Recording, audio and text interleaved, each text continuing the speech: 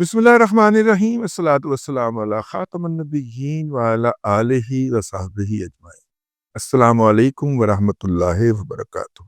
गुज़िश्ता दिनों उस समंदर के अंदर कश्तियाँ डूबी हैं जी 3, जिनमें कुछ पाकिस्तानी लोग भी थे और ज़्यादा पाकिस्तानी लोग थे। उनकी एक रिपोर्ट हमारे हाथ चढ़ी है। हमने कहा कि जी उस पे बात कर ली जाए। लेकिन बात शुरू करने से पहले जो इसका जो ट्रेजिक पहलू है, जो सानहा है, वो ये है कि इसमें डूबने वाले तमाम के तमाम बच्चे जो थे, वो गैर बालिग थे, नाबालिग थे। उनकी उम्रें 12 से 16 साल के दरमियान हैं, जो पाकिस्तानी बच्चे इस हादसे के अंदर अपनी जान से गए हैं। अब ये 12 से 16 साल के बच्चे जो हैं, ये कैसे वहाँ तक पहुँचे हैं, इसके लिए हमें बताया गया है और इस रिपोर्ट के अंदर भी मेंशन है कि कराची एयरपोर्ट के ऊपर एक गैंग जो है वो एक्टिव है, जिसके अंदर एयरपोर्ट सिक्योरिटी फोर्स, एफआईए और इमिग्रेशन वजारत दाखिला के लोग मुलव्वस हैं और ये इन छोटे बच्चों को ट्रैवल करवा देता है। ये बच्चे यहाँ से दुबई जाते हैं या दुबई से या कराची से तुर्की को ट्रैवल करता है। वहाँ से फिर इनको फ्लाई करवा के लीबिया ले जाया जाता है और लीबिया से चूंकि महाजरीन कश्तियों में बैठ के यूरोप की तरफ जाते हैं, लीबिया से फिर वो जाते हैं यूनान की तरफ और यूनान से फिर बैठ के यूरोप की तरफ दाखिल होने की कोशिश करते हैं। इसकी वजूहात क्या हैं? ये मुआशी से ज़्यादा नफ्सियाती वजूहात हैं। हम आपको पहले भी अर्ज़ कर चुके हैं कि ये पीयर प्रेशर होता है। हमसायों का लड़का चला गया, वहाँ से इतने हज़ार यूरो महीने के भेजता है और इतने 100 यूरो भेजता है और ये उम्र बच्चों के अंदर वो होती है जिसमें वो जान से गुजर कर भी अपने वालदैन के लिए और बहन भाइयों के लिए कुछ करने का जज्बा रखते होते हैं।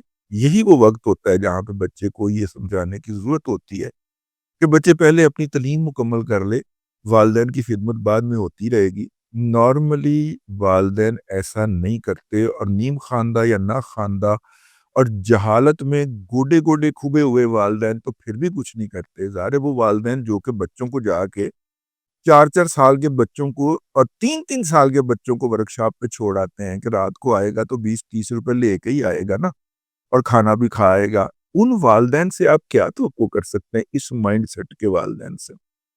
तो खैर नतीजा ये है कि ये 12 से 16 साल की उम्र के बच्चे 25-25 लाख रुपया फीकस अदा करके इस पूरे टॉर्चर को खरीदते हैं और ये भी बताया गया कि जब ये लीबिया पहुंचते हैं तो वहाँ पे जो एजेंट होता है वो इनको टॉर्चर भी करते हैं और इनको मारते पीटते हैं, खाना नहीं देते और इन्हें कहते हैं कि घर से मजीद पैसे मंगवाओ और इनके वालदैन 5-5 10-10 लाख रुपया इनको पहुंचवाते हुए पाए जाते हैं। ये भी अपनी जगह के ऊपर हकीकत है। फिर हम इस पे मज़ीद बात करते हैं और इसकी वजूहात भी तलाश करने की कोशिश करते हैं। एक तो ये पीयर प्रेशर होता है और नॉर्मली ये पीयर प्रेशर होता है और ये बीमारी जो है, ये लानत जो है, ये जो प्लेग जो है, ये सिर्फ़ डिस्ट्रिक्ट गुजरात के अंदर पाया जाता है। डिस्ट्रिक्ट गुजरात और मंडी बाउदीन इन मुल्हिका इलाकों के अंदर, इससे मुल्हिका जो आज़ाद कश्मीर के इलाके हैं, वहाँ पे भी ये लानत पूरी तरह फैली हुई है। ठीक है? बस बाहर पहुँच जाएँ। बाहर पहुँच के फिर जाके वहाँ पे ये वाले रवैये लेके जाएँ और अपने बच्चों को और ख़ास तौर पे बच्चियों को छोटी-छोटी बात के ऊपर कत्ल करके फिर पाकिस्तान भाग आएँ। एक लानती जोड़ा जो है, वो पिछले दिनों पकड़ा गया है ना? बरतानिया के अंदर। एक को 36 साल की सज़ा हुई है, एक को 24 साल की सज़ा हुई है या इस तरह की कोई सज़ाएँ हुई हैं। तो ये इस तरह के घटिया और रज़ील और रदे हुए लोग जो होते हैं, जो सिर्फ़ ज़िद में आके काम करते हैं कि मेरी फुफी दा पुत्र गया है तो मैं भी इंग्लैंड जा सा। तो फिर उत्थे जाके इस तरह की हरकतें करते हैं, लेकिन पहले आपकी खिदमत में रिपोर्ट पेश की जाए। यूनान की समुद्री हदूद में गैर कानूनी तारकीन वतन की कश्तियां उलटने के वाक़े की तहकीकाती रिपोर्ट। एथेंस में कायम पाकिस्तानी सफारत खाने ने इस रिपोर्ट में लिखा है कि यूनान की समुद्री हदूद में 3 कश्तियों को हादसा पेश आया। तीनों कश्तियां लीबिया के इलाके तबरूक से रवाना हुई। रिपोर्ट में बताया गया है कि पहली कश्ती में 6 पाकिस्तानियों समेत 45 अफराद सवार थे। इस कश्ती में सवार पाकिस्तानी लड़के समेत तमाम अफराद को जब वो कश्ती उल्टी तो बचा लिया गया। رپورٹ کے مطابق دوسری کشتی میں 5 پاکستانیوں سمیت 47 افراد سوار تھے، انہیں بھی بچا لیا گیا۔ تیسری کشتی میں سوار 5 افراد کی لاشیں ملیں جو پاکستانیوں کی ہیں۔ ان 5 لاشوں میں سے 4 لاشوں کی شناخت ہو گئی ہے۔ ایک سفیان ہے، دوسرا رحمان علی ہے، تیسرا حاجی احمد ہے اور چوتھا عابد علی ہے۔ 5ویں پاکستانی کی لاش شناخت نہیں ہو سکی۔ رپورٹ کے مطابق جاں بحق ہونے والے افراد کا تعلق سیالکوٹ، گجرات اور منڈی بہاؤالدین سے ہے۔ رپورٹ میں مزید بتایا گیا ہے کہ تیسری کشتی میں سوار 39 افراد تاحال لاپتہ ہیں، جن میں سے 35 پاکستانی ہیں۔ رپورٹ میں مزید بتایا گیا ہے کہ تیسری کشتی میں 83 افراد سوار تھے، جن میں سے 76 پاکستانی، 3 بنگلہ دیشی، 2 مصری اور 2 سوڈانی ڈرائیور شامل تھے۔ سوڈانی ڈرائیوروں کو گرفتار کر لیا گیا ہے۔ رپورٹ کے مطابق تیسری کشتی کے 39 افراد کو ریسکیو کیا گیا، جن میں 36 پاکستانی شامل ہیں۔ ریسکیو ہوئے افراد میں کشتیوں کا سوڈانی ڈرائیور بھی شامل ہے جسے گرفتار کر لیا گیا ہے، لیکن یہ جس کشتی کے اندر انہوں نے 85 افراد کو بٹھایا ہے، اس کشتی کے اندر بیٹھنے کی گنجائش جو تھی وہ 15 کی تھی، اور یہ بچے نہیں بیٹھ رہے تھے اس کشتی کے اندر۔ پھر گن پوائنٹ کے اندر بٹھایا گیا، ان کے پاؤں کے نزدیک گولیاں ماری گئی، پھر وہ بیچارے بھاگ کے موت کے منہ میں بیٹھے، اور وہ کشتی جو تھی وہ ڈوب گئی، کیونکہ اسے جس میں 45 کی گنجائش تھی اس میں 85 لوگ آپ نے بٹھا دیے تو اسے ڈوبنا ہی چاہیے تھا۔ آئی ایل او کی رپورٹ کے مطابق سمندر پار کرنے کی کوشش کے اندر یا ادھر افریقہ سے یورپ جانے کی کوشش کے اندر گزشتہ 10 سال میں اس سمندر میں 3 ملین یعنی 30 لاکھ افراد ڈوب کر مر چکے ہیں۔ یہ بہت خوفناک تعداد ہے۔ اب آ جائیے واپس اسی کی طرف کہ یہ جو کم عمر افراد جو ہیں یہ وہاں پہ جاتے ہیں، اور ان کو لے جانے والا کون ہے؟ یہ ایک پورا گینگ ہے، اور یہ گینگ جو ہے یہ ان کو کہتا ہے کہ دیکھیں اگر آپ کی عمر 18 سال سے زیادہ ہوگی تو آپ وہاں پہ پکڑے جائیں گے، تو وہ لوگ جو ہیں وہ آپ کو سیدھا سیدھا جیل میں بند کر دیں گے، 18 سال یا 18 سال سے زیادہ ہوگی۔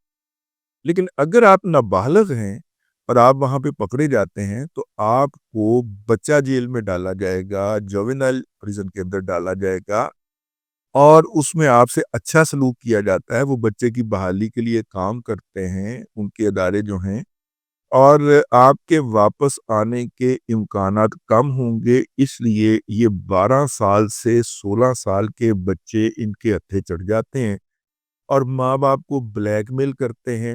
یہ بھی صورت ہو سکتی ہے۔ اور دوسرا، ماں باپ اندھے ہوئے ہوتے ہیں کہ ان کا خیال ہوتا ہے کہ یہ وہاں پہ جائے گا اور وہاں پہ درختوں کے اوپر یورو لگے ہوں گے، اور وہ یورو توڑ توڑ کے ہمیں بھیجنا شروع کر دے گا اور ہماری غربت ہو جائے گی دور۔ تو ماں باپ جو ہوتے ہیں وہ سارا کچھ جو آتا ہے، دیکھیے 25 لاکھ روپیہ اگر کوئی بندہ اپنے ریسورسز کے ذریعے اکٹھا کرتا ہے تو اس کا مطلب ہے کہ وہ کوئی کروڑ 2 کروڑ کی پارٹی ہے، اس کا جو گھر ہے وہ 2-2.5 کروڑ کا ہے، تبھی وہ 25 لاکھ دے دیتا ہے۔ اور بعد میں جب اس بچے کو لیبیا میں ٹارچر کیا جاتا ہے تو وہ اس کو 4-5 لاکھ 10 لاکھ روپیہ بھجواتا بھی ہے آگے بھجوانے کے لیے۔ بڑی ان کے پاس ڈرامے ہوتے ہیں، ٹھیک ہے۔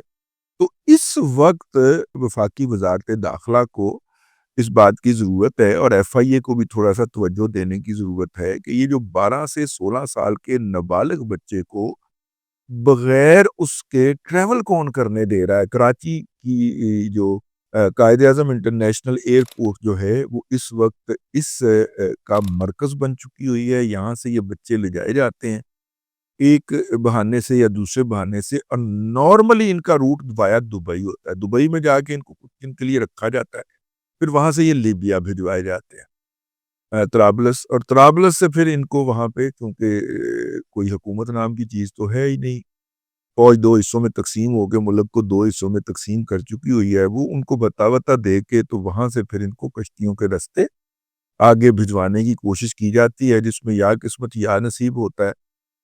اگر کنارے پہ پہنچ جائیں پھر بھی اس بات کی گارنٹی نہیں ہوتی کہ یہ اس ملک کے اندر لینڈ کر پائیں گے۔ اگر وہاں کی پولیس نے پکڑ لیا وہ جیل میں ٹاک دے گی، بحالی کے پروگراموں میں ڈال دے گی، 1-2 سال کے جو ہوں گے، اور اس کے بعد ان کو مینٹلی بحال کر کے اپنی طرف سے واپسی کا ٹکٹ ان کے ورثہ سے منگوا کے ان کو ڈسپیچ کر دیا جائے گا.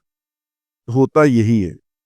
یہ ذہنی طور پہ کتنے کے بیمار لوگ ہوتے ہیں. مجھے ایک دفعہ اندازہ ہوا، میں 9/11 کے بعد اور افغانستان پہ حملہ ہونے سے 1 ماہ پہلے میں ساؤتھ افریقہ گیا. وہاں پہ ایک کوئی ورک شاپ تھی، اس کے اندر مجھے ایک سیشن سے خطاب بھی کرنا تھا اور باقیوں کو اٹینڈ بھی کرنا تھا. میرے خیال 15 دن کی تھی وہ ورک شاپ.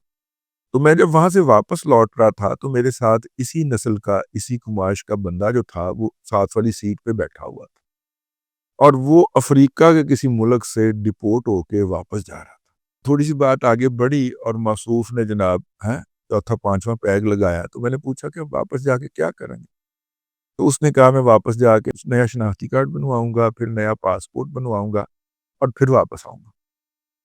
تو میں نے کہا جو افریقہ کا ملک تھا غیر معلوم تھا، ملاوی یا اس طرح کا تھا. میں نے کہا وہاں پہ کیوں جانا چاہ رہے ہیں؟ انہوں نے کہا کہ وہ اس نے مجھے بتایا کہ وہ فرینچ کی کالونی رہا ہے اور وہاں سے اب بھی ویزا فری انٹری ہے. میں نے کہا بھائی تو وہ تو کالے کو انٹری دیں گے نا. کہتا نہیں، وہ فلوک لگ جاتا ہے. وہ اس فلوک لگنے کے اس کے اندر اس نے اپنی آدھی زندگی گوا دینی تھی. بہرحال یہ ہے اس کے حوالے سے حکومتوں کو کیا کرنا چاہیے نہ کرنا چاہیے. پہلے یہ والا رستہ تو روکنا چاہیے. پہلے حکومت نے یہ رستہ اس لیے کھلا رکھا ہوا تھا کہ افغانی جو تھے وہ ان روٹس کو استعمال کرتے ہوئے یورپ جایا کرتے تھے. تو اب افغانی جو ہیں ان کو دیکھتے دیکھتے پاکستانی بھی ادھر نو ٹور پائے گئے اور افغانیوں نے پاکستان میں آ کے جائیدادیں خریدنا شروع کر دی ہیں اور ان پہ قبضے شروع کر دی. مزہ ہے. چلو بہرحال یہ جو ہے یہ ٹریجڈی ہے. اس پہ متعلقہ اداروں کو اپنا کردار ادا کرنا چاہیے. خاص طور پہ محسن نقوی صاحب جو وزیر داخلہ ہیں اور بہت ایکٹیو ہیں، ان کو بھی اپنا کردار ادا کرنا چاہیے. آج کل میرے خیال عمرے تو گئے ہوئے ہیں جی. ہاں، ان کو بھی اس کا نوٹس لینا چاہیے اور اس پہ فوری طور پہ کراچی کے اندر جو ان کے ادارے ہیں، ایف آئی اے امیگریشن کا ہو یا ایئرپورٹ سیکیورٹی فورس ہو، ان سب کو کے کان کھینچنے چاہیے اور وہاں پہ موجود جو بھی گینگ ہے اس کو فوری طور پہ ادھر ادھر کرنا چاہیے. اب تک کے لیے اتنا ہی. اگلے ولاگ کے اندر پھر حاضری ہوگی. اللہ تبارک و تعالیٰ آپ کو آسانیاں عطا کرے اور آسانیاں خلق خدا میں تقسیم کرنے کی توفیق عطا کرے.